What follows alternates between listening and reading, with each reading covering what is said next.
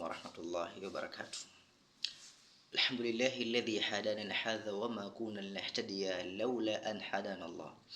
والصلاة والسلام على أشرف المرسلين وعلى آله وأصحابه وسلم أجمعين نجوم الرشاد أما بعد. Ndugu zangu katika imani, baada ya kumshukuru Allah subhanahu wa ta'ala, kumtakia rehema kiongozi wetu huu ambaye si mwingine bali ni kipenzi cha umma, bwana mtume Muhammad sallallahu alaihi wasallam.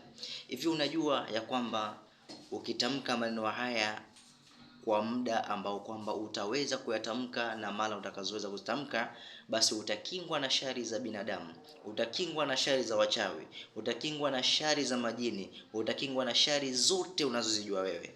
Ni dua gani hiyo watakana kusoma Muislamu?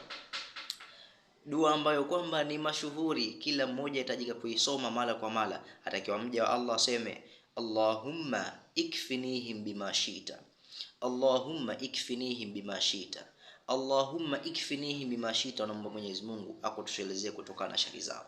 Vipi usisome?